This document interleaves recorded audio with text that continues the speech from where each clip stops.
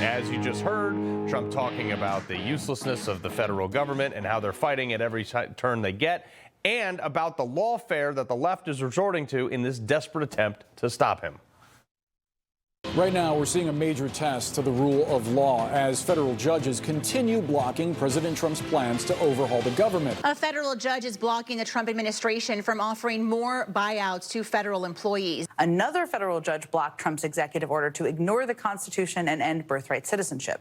It's now not, because that, too, has been blocked by a federal judge. You know what else got blocked today?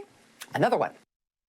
Just insufferable. These people have massively overstepped. And on top of all the other orders, today, a federal judge decided what a government agency apparently can put on its own website, overriding Trump's order to take things down related to gender ideology over at HHS.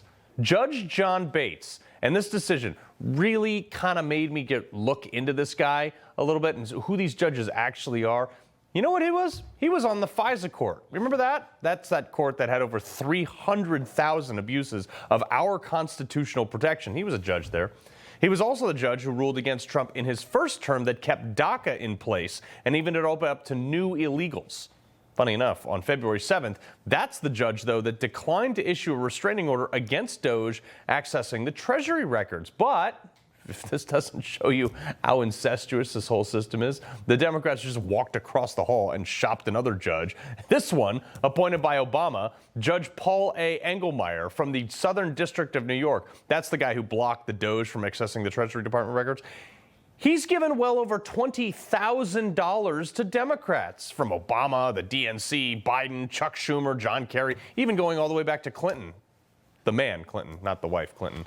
Also, turns out his wife, Emily, appears to have been on the advisory board of Apollo Shop, which is, this is not a joke, folks, funds people making art in the mountains since 1969. And guess how they got funded? USAID. She's also involved in a number of other groups, one of which was a program specialist, whatever that means, at New York Association for New Americans. What do they do over there? The New York State Office of New Americans is created in 2012 to welcome immigrants and to help them in achieving their American dream. They assist all new Americans in accessing and navigating a variety of free services and support their inclusion as an integral part of New York State's diverse culture fabric. Right, this lib helped a bunch of illegals. That's his wife. Am I suggesting these judges can't be impartial to Donald Trump? You bet I am. I'm not even going to hide it. Here's another one. This FISA court buddies as well. Judge Royce Lamberth in Washington, D.C. He was nominated by Ronald Reagan, actually. I guess times were really different back then. But here's something that I didn't think a judge could actually block. He was the one that blocked moving men back into men's prisons who claimed they were trans so they could be housed with women. He presided over also a number of January 6 cases where he was very critical of Trump's involvement, even though he could never actually cite any of that involvement. These judges are radicals. Look, here's a few more. Remember this guy? The federal judge, John McConnell from Rhode Island, who essentially said, we talked about him the other day, who essentially said that Trump can't stop dishing out unaccountable money. He must grant out things mainly from USAID. They must keep lighting money on fires, basically what he said. Turns out this guy has apparently donated thousands, and I do mean thousands of dollars to Democrats in over 100 individual donations to their committees and campaigns over the years, which is probably why his daughter, Catherine McConnell, was appointed by Biden in 2022 as a senior policy advisor to the Department of Education. Of course this judge wants to keep the gravy train rolling. His daughter works for the very machine that's about to be next on the chopping block. This is a pattern, okay? All these judges, the other judge involved in blocking Trump's administration's federal funding freeze, Biden appointed Lauren Alkan from D.C. She claims to be Palestinian. She issued a temporary restraining order to block the funding freeze. Let's look at her background. Oh, man. She was one of the who argued in favor of the Affordable Care Act. You remember Obamacare doubled the cost of everyone's health care right away. Her argument was, it was this simple. We already have it, so we should just keep it. She argued that in front of the Supreme Court. She also argued that churches should be shut down during COVID. Zero question where she stands. How about Clinton-appointed Judge George O'Toole? Okay, this guy from Boston, the judge who has temporarily blocked the Trump administration's federal employee buyout program. That's like seemingly popular. Like 65,000 people took it already. Obviously, people like it. Well, birthright citizenship.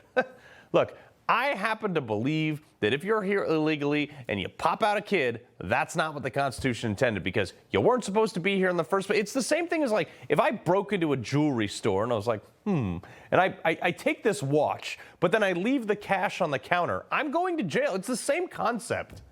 A few judges have blocked this one as well. Judge John Kaufner, he was the first judge to block anything in Trump's second term. Now, in the 90s, he opposed the mandatory minimum sentences for bad guys.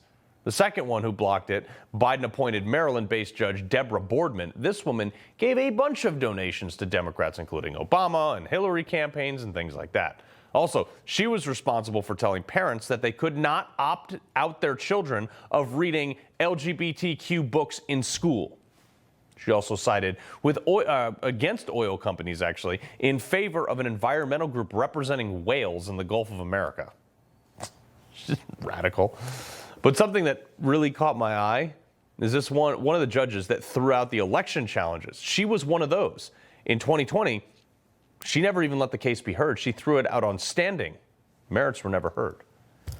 How about the one that blocked all the FBI agents from being named who participated in the January 6th investigation? Judge Giacob in D.C., nominated by Joe Biden again. After donating a few $100 to Act Blue, she threw the book at January 6ers and has been championing, reminding people how diverse she is, linking to her background in civil rights.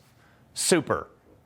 We all know about Judge Engoron laughing in Trump's face at the trial. Juan Merchan's daughter raking in millions of dollars from Democrat donors while using her father's trial as the topic for her fundraising emails. These people are activists. These are judges that no one elected, overruling the President of the United States. No thanks. And the irony is that the left is the one complaining, oh, no one elected Elon Musk. That irony is not lost on me. But they're happy to stand by these judges.